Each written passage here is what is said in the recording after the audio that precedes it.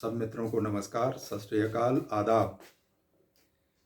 आप सबको वसंत ऋतु के आगमन की हार्दिक शुभकामनाएं। आज हम एक बहुत ही रोचक विषय की तरफ बढ़ रहे हैं।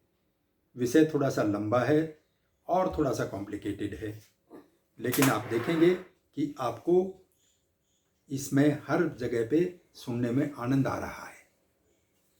विषय है petrol, petroleum, natural gas, CNG, PNG, LPG, ये सब सारे विषय। ट्रकों के पेट्रोल टैंक पे आपने लिखा देखा होगा, इराक का पानी कम पी मेरी रानी। एक पश्चिम के दर्शन शास्त्र के जानकार हुए हैं, उनको साहित्य का नोबेल पुरस्कार मिला। वो कहते हैं कि जैसे ही धरती पर पेट्रोल खत्म हो जाएगा तो ये विज्ञान की रफ्तार रुक जाएगी।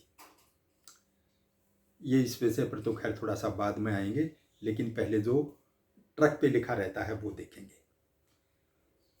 तो ये जो पेट्रोलियम का विषय है, ये हमारे देश के लिए इतना इम्पोर्टेंट क्यों है? हम सब जानते हैं पूरी दुनिया के लिए इम्पोर्टेंट है। हमारे देश के लिए इसलिए ज़्यादा इम्पोर्टेंट है क्योंकि हम बाहर से मंगवाते हैं, आयात करते हैं। और अब जब पिछले दिनों कुछ बातचीत इस प्रकार की आ रही थी कि हम वेनेजुएला से तेल मंगवाएंगे, हम रूस से क्यों नहीं मंगवाएंगे, रूस का तेल सस्ता क्यों है, वेनेजुएला का तेल कैसे है, क्या है, ये इन सब बातों की चर्चा बीच में आ रही थी। तो इन बातों पर हम देखेंगे।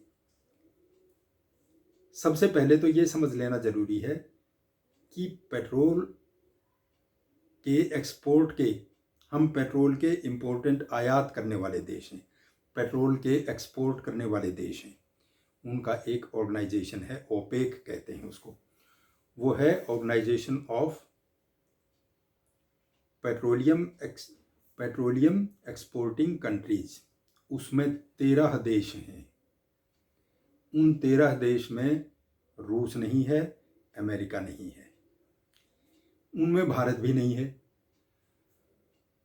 तो जो सबसे पहला और सबसे बड़ा एक्सपोर्टिंग देश है, जिसका सबसे ज़्यादा उस सूची में पहला स्थान है, वो है वेनेजुएला।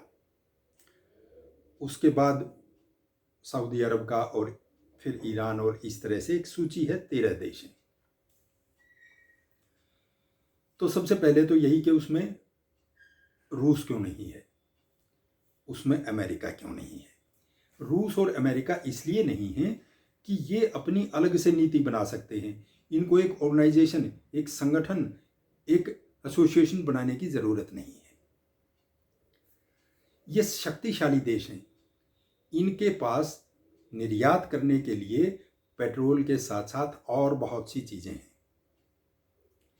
और जो पेट्रोलियम एक्सपोर्टिंग कंट्रीज हैं, जिनको ये जो सऊदी अरब है, ईरान है, इराक है, नाइजीरिया है, ये जो हैं देश, इनके पास एक ज़माना था जब सऊदी अरब के पास, बहुत साल पहले नहीं, 20 साल 25 साल पहले, कि उनके पास एक्सपोर्ट करने के लिए और कोई सामान नहीं था।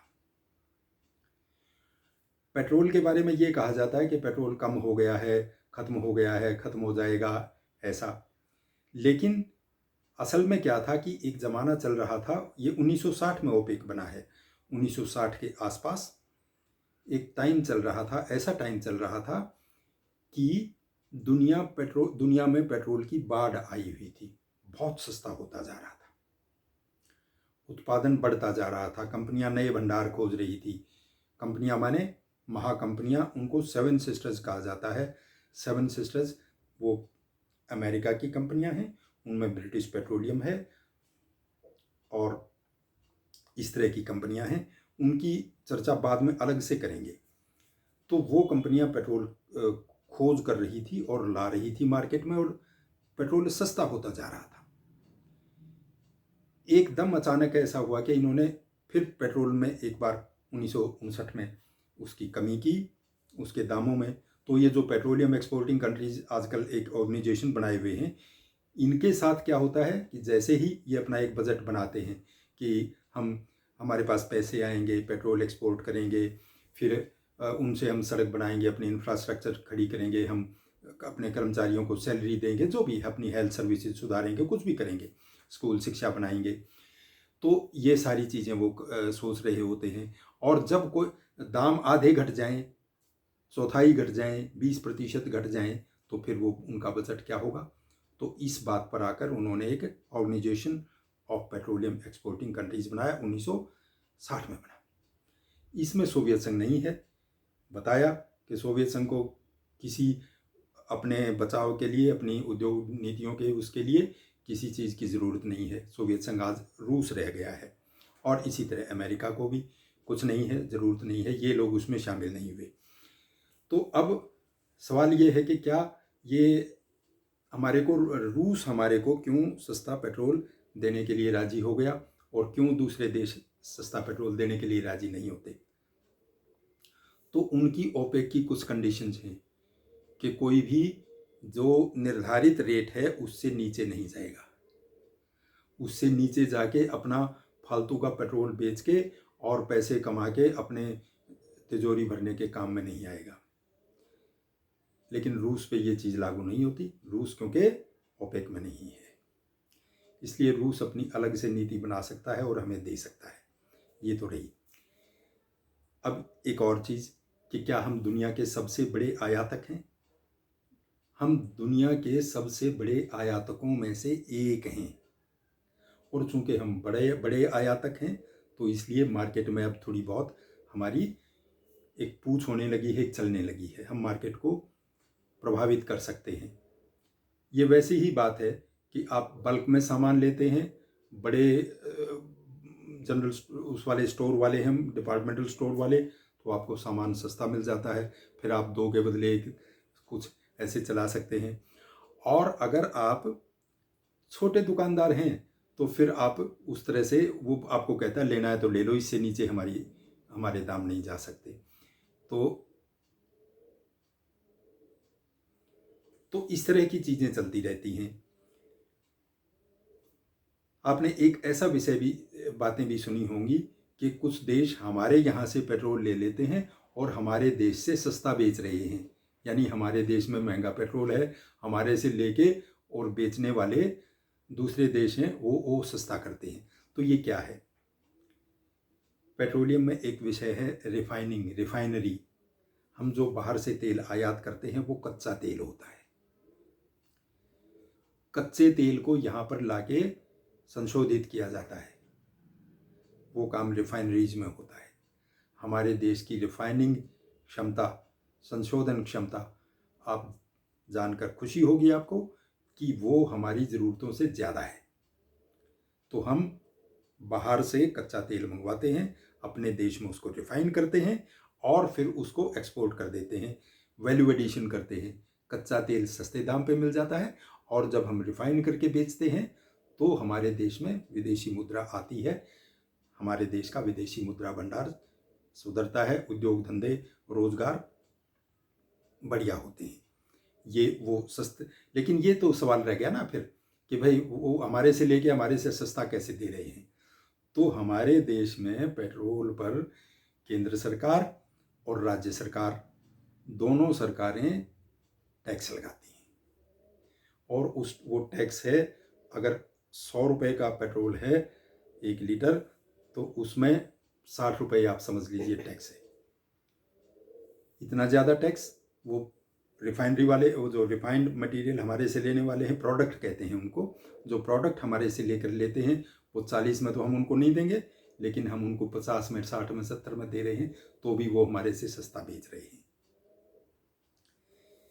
तो एक ये इस चीज़ का है। तो फिर हमारे देश में कैसे होगा, सस्ता कैसे हो सकता है। वो जो चल रहा है ना कि हमारा ये उसमें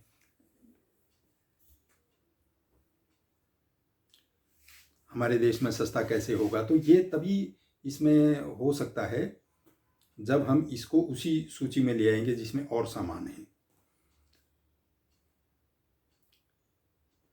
देखते देखते और कई सारे इसके साथ जुड़ते हैं, विषय जुड़ जाते हैं कि क्या सारे के सारे पेट्रोल, कच्चा तेल जो हम वहाँ से लेते हैं वो सारे के सारे एक दाम पे मिलते हैं। नहीं, पेट्रोल की कई सारी क्वालिटीज़ हैं। अरबी लाइट, सऊदी अरब वाला लाइट माने हल्का, Bonny light, Nigerian light, Brent, इस तरह के कई पेट्रोल हैं। तो वो जो ये लाइट वाले हैं वो हल्के तेल हैं। हल्के और भारी का क्या मतलब है कि उनमें, भारी तेल में सल्फर की मात्रा होती है, सल्फर की मात्रा ज़्यादा होती है। और जब वो ज़्यादा सल्फर उसमें है, सल्फर एक ऐसा पदार्थ है, वो जब आपकी पाइपलाइन में से पेट्रोल चल रहा होता है उसको क्रोसिव यानी उसको घिसाना शुरू कर देता है, उसको डैमेज करना शुरू कर देता है। उसमें से सड़े हुए अंडे जैसी बदबू आती है। ज़्यादा सांस लिया जाए वहाँ पे तो वो प्राणघातक सिद्ध हो सकता है, H2S गैस। तो इस ऐसी ऐसी वजहें हैं। हमारे देश में पेट्रोल राजस्थान में निकलता है, उसमें मोम की मात्रा बहुत ज़्यादा है। मोम की क्या दिक्कत है? मोम वाला तेल चलते चलते पाइपलाइन में जम जाता है, यानी उस तरह से अरबी लाइट जैसा या बॉनी लाइट जैसा या नाइजीरियन लाइट जैसा नहीं है। तो दाम भी उसके उसी हिसाब से हैं। पेट्रोल का दाम वैसे ही है, सारी दुनिया में एक जैसा है, सारी दुनिया में एक जैसा है, लेकिन जैसे सोने का दाम है, लेकिन वो जैसे बताया कि रूस वगैरह वो थोड़ा बहुत कुछ कर लेते हैं, इस तरह की बातें हैं। क्या हमारा देश उन देशों में है जहाँ पर पेट्रोल सबसे महंगा, पेट्रोल जो हमारे देश में के क्या दुनिया के सबसे महंगे पेट्रोल बेचने वाले देशों में है? नहीं। जो 10 देश हैं उनमें हमारे देश का नाम नहीं है। वो 10 देश हैं हांगकांग, जैसे कि उनमें से कुछ के नाम बता रहा हूँ, जैसे हांगकांग, जो स्कैंडिनेवियन कंट्रीज हैं, डेनमार्क, स्वीडन, नॉर्वे, फिनलैंड, ये हमारे से ऊपर हैं। फ्रांस हमारे से ऊपर है। इन लोग देशों में हमारे यहाँ से महंगा पेट्रोल हमारे देश की अपेक्षा और भी महंगा है। हमारे देश में पेट्रोल की खपत पर हेड कितनी है? औसत है 500 लीटर या 500 पेट्रोल किलो, सॉरी 1500 लीटर पर हेड, 1500 पेट्रोल किलो पर हेड, ये औसत है। हमारा देश अभी 500 के लेवल पे है। चीन उसके लेवल पे है जो अंतर्राष्ट्रीय एवरेज है। सबसे ज़्यादा खपत कनाडा की है, अमेरिका की है। तो यानी जो जितने ज़्यादा औद्योगिक रूप से आगे हैं उनके यहाँ पेट्रोल भी उतना ही महंगा, उतना ही ज़्यादा पर हेड उनकी खपत है। और अगर इस तरह से हमारे देश की खपत जब उसके बराबर आए, अंतर्राष्ट्रीय औसत यानी 1500 के बराबर आए, जो भी 500 या 600 है, तो हमारे को 3 गुना पेट्रोल और ज़रूरत पड़ेगी। पूरा एक हिंद महासागर चाहिए। तो इस तरह की बातें हैं। हाँ, तो वो मैं बता रहा था ना कि पेट्रोल हमारा देश, वो सवाल वहीं रह गया कि वो सस्ता कैसे हो सकता है जब इसको हम जीएसटी के दायरे में ले आए। जीएसटी में ज़्यादा क्या होगा? ज़्यादा से ज़्यादा 28 रुपये टैक्स लगेगा। 18 लग रहा है तो बहुत ही बढ़िया है। वो आपका 58 रुपये, 60 रुपये, 70 रुपये इस तरह से हो जाएगा। आज 100 रुपये है, उससे नीचे आ जाएगा। लेकिन उसमें एक्सपर्ट्स कहते हैं, जानकार लोग, अर्थशास्त्री लोग कहते हैं कि भाई उसके लिए केंद्र सरकार तो किसी तरह चला रही काम, राज्य सरकारों के पास उतने रिसोर्सेज नहीं हैं। उनको आज ही अगर वो प्रयास करना शुरू कर दें तो भी वो उस तरह का माहौल क्रिएट करने के लिए, उस तरह की अर्थव्यवस्था को जो संसाधन, आर्थिक संसाधन जुटाने के लिए 3-4 साल लग जाएंगे। तो इस तरह है। और कोई चूँकि ध्यान भी नहीं दे रहा, पेट्रोल पे इतना टैक्स क्यों लगता है, ये आपने नहीं विचार किया? हाँ, कोई बात नहीं है, आपका भाई है ना, इसलिए लगता है कि पेट्रोल का टैक्स कलेक्शन आसान है। आपने जाए पेट्रोल जितना भरवाया उसमें किसका कितना हिस्सा है वो वहीं बिल्कुल क्लियर कट है। दूसरों में आपने देखा होगा कि अलग बातें हैं, तो हम उनकी तरफ नहीं जा रहे। ये जो आज थोड़ी सी बातचीत बताई गई है, इसमें ये बहुत ही एक रोचक दुनिया है पेट्रोलियम उद्योग की। एक थोड़ा सा तो मैंने बताया कि पेट्रोलियम के वो उनका जैसे उनकी जो कि कौन उनकी क्वालिटी वाइज जो ग्रुपिंग है कि ये कौन सा अरबी लाइट, बोनी लाइट, फलाना लाइट, नाइजीरिया, ये सब बताए। और दूसरे भी हैं तो उनके बारे में भी फिर चर्चा होगी। वो बहुत ही रोचक है। पेट्रोल इसमें सीएनजी में और पीएनजी में क्या फ़र्क है, आपकी ये जो एलपीजी है, एलपीजी में और पीएनजी जो आजकल घरों में जा रही है, इसमें क्या फ़र्क है, ये सारे बहुत सारे और इनके प्रोडक्ट्स की एक बहुत ही रोचक दुनिया है। जहाँ निकलता है वहाँ से लेकर रिफाइनरी तक वहाँ से लेकर कलेक्शन होना, फिर रिफाइनरी तक आना, फिर रिफाइनरी से रिफ़ाइन होके डिस्ट्रीब्यूटर तक जाना और आपकी गाड़ी में, आपके ट्रक में, आपके बाइक में, इनमें जाना, ये प्रोसीजर क्या है, ये एक बहुत ही रोचक है। हाँ, वो तो बात एक रह गई ना, जो मैं बता रहा था कि वो कह रहे थे दार्शनिक, जैसा पेट्रोल ख़त्म हो गया तो दुनिया की गति मंद हो जाएगी। ऐसा कुछ नहीं होगा। उसके अल्टरनेटिव क्या है, हमारे देश में चूँकि पेट्रोल कम है तो अल्टरनेटिव्स में हम ज़्यादा ध्यान दे रहे हैं। परमाणु ऊर्जा उसका एक अल्टरनेटिव है। उसका एक अल्टरनेटिव है हमारे देश में, हम फॉर्चुनेट हैं, सौर ऊर्जा बहुत ज़्यादा है। उसको एक तरह से सौर ऊर्जा का फ़ायदा उठाया जाना चाहिए, उठाया जाएगा, या हम उस तरफ हैं।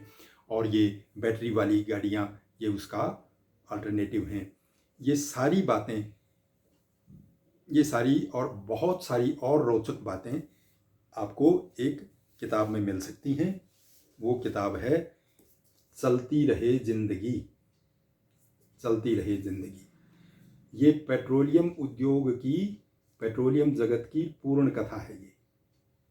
ये आपके भाई, आपके दोस्त राजकिशन वत्स ने लिखी है।